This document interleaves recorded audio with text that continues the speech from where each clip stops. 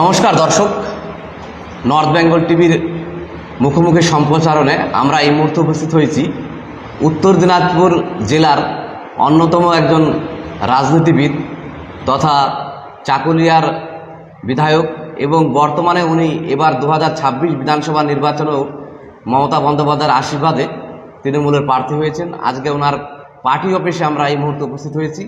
আসন্ন 2000 বিধানসভা নির্বাচনে ওনাদের কি প্রস্তুতি রয়েছে এবং সর্বাঙ্গীন বিষয়ে আজকে আমরা আমাদের এই চাকুলিয়া বিধানসভার যিনি বিধায়ক তথা তৃণমূল প্রার্থী মিনাজুল আরফিন আজাদ মহাশয়কে পেয়ে গেছি। ওনার কাছ থেকে বিস্তারিত শুনব। নমস্কার স্যার, আপনাকে আমাদের এই নর্থ বেঙ্গল টিভির সম্প্রচারণে স্বাগত জানাই। দ্বিতীয়বার মমতা ব্যানার্জি আপনাকে এই কেন্দ্র থেকে প্রার্থী করলো, প্রাথমিক প্রতিক্রিয়া কীভাবে ধন্যবাদ দিবেন এলাকার মানুষ আপনাদের নেত্রীকে, কি বলবেন? তো সর্বপ্রথমে আমি আপনার দর্শক চ্যানেলের যত দর্শক আছে সবাইকে আমার আসসালামু আলাইকুম, নমস্কার, আদাব জানাচ্ছি এবং আগাম ঈদের শুভেচ্ছা জানাচ্ছি। আমাদের দলের সুপ্রিমো জননেত্রী মমতা বন্দ্যোপাধ্যায় তথা আমাদের দলের সাধারণ সম্পাদক সর্বভারতীয় সাধারণ সম্পাদক অভিষেক বন্দ্যোপাধ্যায় আমাদের এমপি আমার উপর দ্বিতীয়বার ভরসা করে আস্থা রেখে 2026-এ আমাদের পার্টির প্রার্থী হিসাবে আমাকে মনোনীত করার জন্য আমাকে করেছেন। তার জন্য আমি ওনাদেরকে ধন্যবাদ জানাচ্ছি এবং অশেষ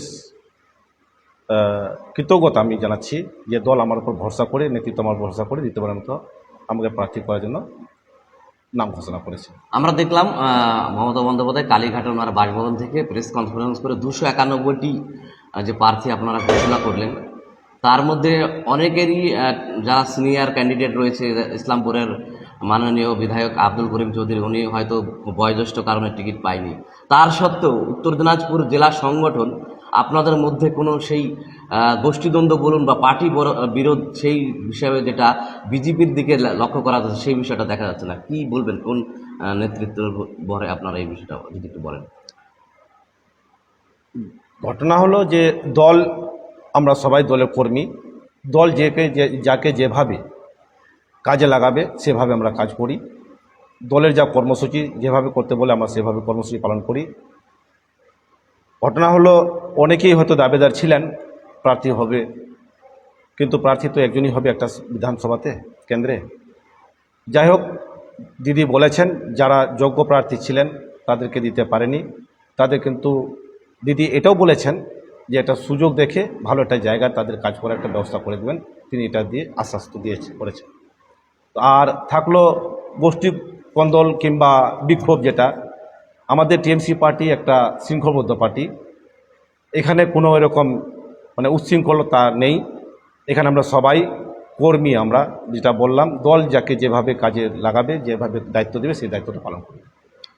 রাজ্য জুড়ে তৃণমূল কংগ্রেস তথা মামাটি মানুষ সরকার আপনারা বলে থাকেন যে বিস্তর উন্নয়ন চলছে, সে লক্ষ্মীর ভাণ্ডার থেকে শুরু করে সবুজ সাথী, আজকে ওল্ডেন পেনশন, যে কিছুদিন আগে যেটা হলো যুবশ্রী, ইতিমধ্যে সেটা গোটা রাজ্য জুড়ে সারা ফেলে দিয়েছে।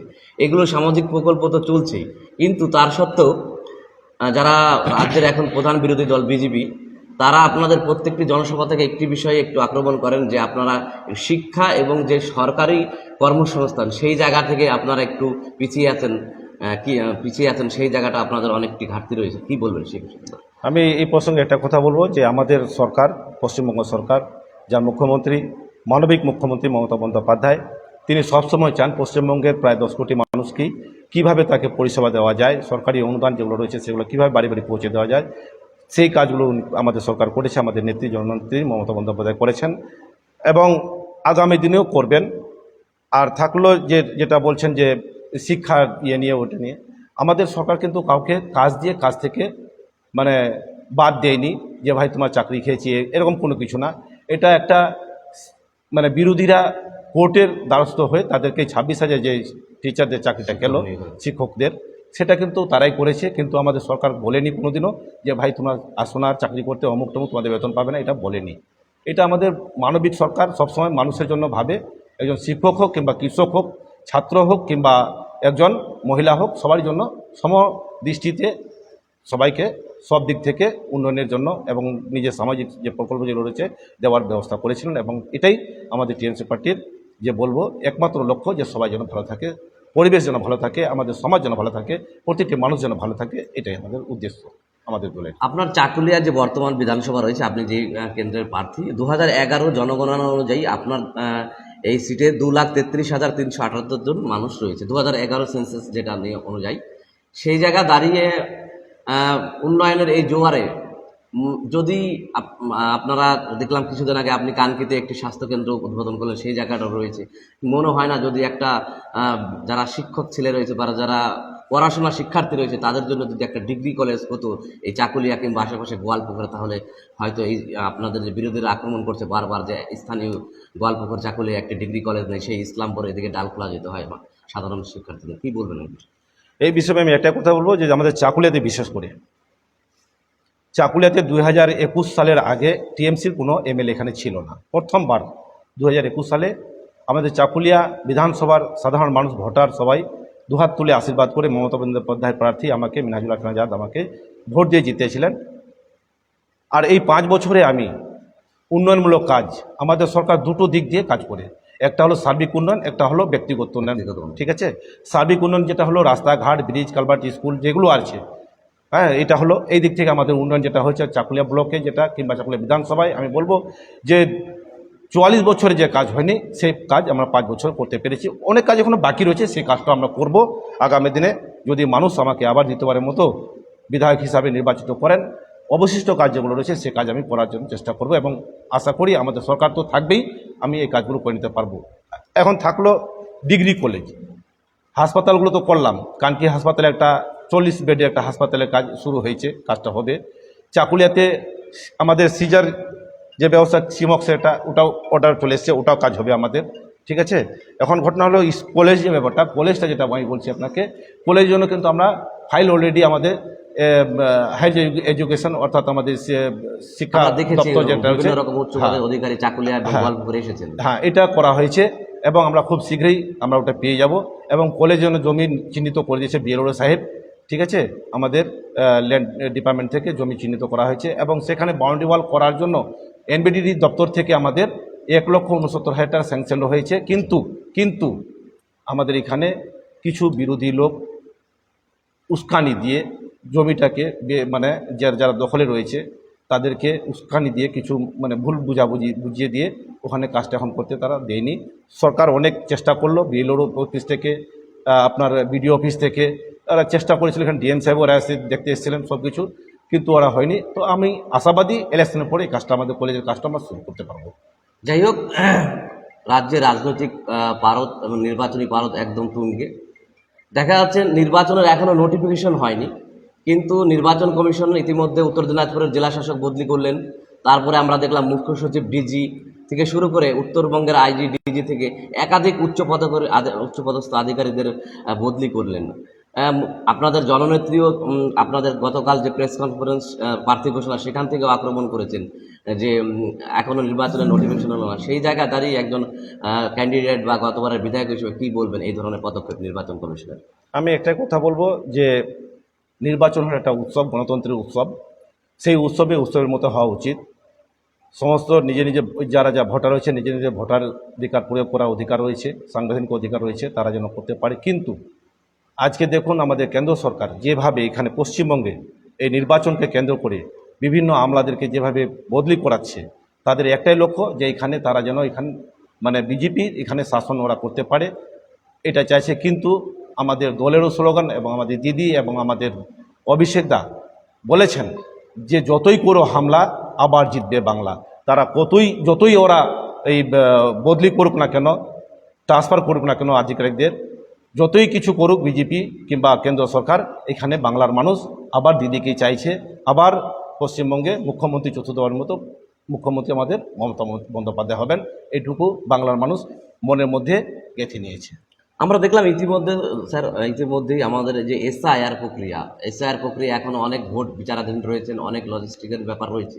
তার মধ্যে নির্বাচন কমিশনের এই ভোট ঘোষণা এবং সেই ভোট ঘোষণার পরপরই এবং এই সমস্ত উচ্চপদস্থ আধিকারিকদের প্রার্থী বদল, সেই জায়গায় কোনো মনে হচ্ছে না বাংলাকে এবং অন্য রাজ্য থেকে একটু দুচক্ষে দ্বিচারিতভাবে দেখা হচ্ছে? কি বলবেন একজন সাধারণ তৃণমূল কর্মী হিসেবে, কি বলবেন? এটা দাদা আমি আপনাকে একটা কথা বলবো যে এটা 2021 সাল থেকেই দ্বিচারিতা মনোভাব নিয়ে আমাদের পশ্চিমবঙ্গকে দেখছে। ওরা কেন্দ্র সরকার সবসময় ভাবছে যে পশ্চিমবঙ্গটা ভারতবর্ষের মানচিত্রের বাইরে রয়েছে, তারা এইভাবেই চালাচ্ছে। আমাদের যত রকম এখানকার যে আমাদের রাজ্যের পাওনা টাকা, ট্যাক্সের টাকা, যেটা পাওনা টাকা প্রায় 2 লক্ষ কোটি টাকা, সেই টাকাটা আটকে রেখেছে। তাছাড়াও 100 দিনের কাজের টাকা বন্ধ রেখেছে। আপনার পিএমজিএসওয়াই রাস্তা, যে সড়ক যোজনা রাস্তা, সেটাও বন্ধ রেখেছে, বুঝলেন তো। এই যে আবাসনের টাকা, যেটা যে পিএমইএওয়াই যেটা বলছে, সেটাও বন্ধ রেখেছে। গত 4 বছর ধরে একটাও দেয়নি। তা সত্ত্বেও আমাদের মাননীয় মুখ্যমন্ত্রী মমতা বন্দ্যোপাধ্যায় গরিব মানুষকে এবার ঘর দেওয়ার চেষ্টা করে, ঘর দিয়েছে। রাস্তা হচ্ছে আমাদের আমাদের পথশ্রী প্রকল্পের মধ্যে দিয়ে সব রাস্তা হচ্ছে। আবার আমাদের একটাও কাজ কিন্তু আটকে থাকেনি, সব কাজ করছে আমাদের পশ্চিমবঙ্গের মানবিক মুখ্যমন্ত্রী। আমাদের পশ্চিমবঙ্গের প্রতিটি মানুষের জন্য চিন্তাভাবনা করছেন যে কীভাবে আমাদের মানুষ যেন শান্তিতে থাকতে পারে এবং তারা যেন এইগুলো কাজ করতে পারে। আপনি যে বললেন 100 দিনের যে কাজের ব্যাপারটা, ইতিমধ্যে প্রধানমন্ত্রী সংসদে দাঁড়িয়ে সেই বিষয়ে বিস্তারিত বলেছেন যে ক্যাগ রিপোর্ট যেটা ছিল, অডিট রিপোর্ট, সেই রিপোর্টটার যে আপনারা যে হিসাবটা, টাকার হিসাবটা সঠিকভাবে দিতে পারেননি বললো কেন্দ্র সরকার, এনার্জি আপনাদের টাকা এগুলো 100 দিনের টাকার কাজ ছাড়ছে না। সেই বিষয়ে কি বলবেন? আপনারা সংসদে এই নিয়ে অনেকবার প্রতিবাদ করেছেন, দেখেছি আমরা। একটাও লোক অ্যারেস্ট হয়েছে?